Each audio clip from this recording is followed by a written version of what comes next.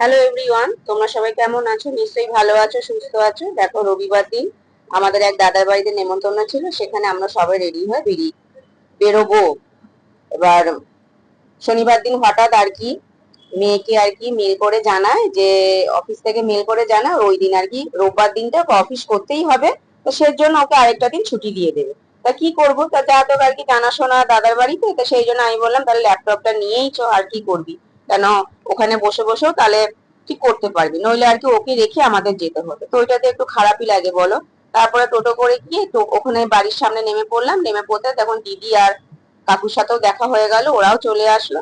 তারপরে আমরা একটুখানি হাত ধরে একটু কিছুটা হাঁটলাম, হেঁটে যেতেই তারপরে দিদিদের ফ্ল্যাটে চলে আসলাম। দিদির সাথে হাঁটছি বলে দিদি আবার বলছে আমাকে ভিডিও করো না, কারণ আমি নাইটি পরা। তাই আমি বলছি, ঠিক আছে, কোনো অসুবিধা নেই, তোমার নাইটি পরা থাকলো তো তোমাকে খুব সুন্দর লাগছে।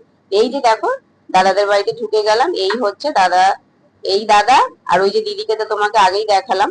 এবার এরা কে হয় জানো? এরা হচ্ছে আমার দিদির জ্যাঠতো ভাসুর আর যা হয়, তা সেই জন্য সম্পর্কে আমারও দাদা হয় আর বৌদি হয়। এবার আমি আর বৌদি আর বলি না, দিদি বলি। আর আমার মেয়ে এসেই দেখো আগে যে ওর কাজটাও আগেই আর কি এসে বসে গেল বিছানার মধ্যে, ল্যাপটপটা নিয়ে বসে গেল অফিসের কাজ করার জন্য। তা কিছুটা এগিয়ে নেওয়ার পরে তারপরে দিদি বললো তাহলে তোমরা তাহলে বসে পড়ো খেতে।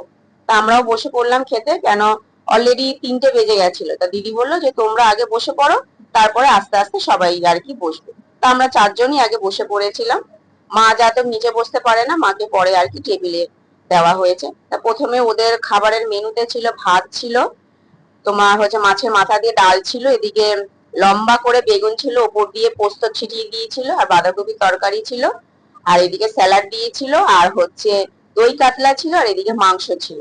মানে আর চাটনি পাঁপড় তো ছিল, ওইটা তো থাকতেই হবে সব শেষে। আর সব শেষে আরেকটা ছিল পায়েস, মানে পায়েসটা এত ভালো করেছে, এত ভালো করেছে দিদি।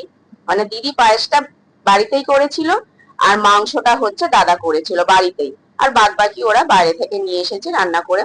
রান্না খুবই ভালো ছিল, কিন্তু পায়েসটা যেন সত্যি আমার কাছে খুব অসাধারণ লেগেছে, কারণ এখনকার দিনে গুড়ের পায়েস তো বলার আর কোনো ভাষা নেই।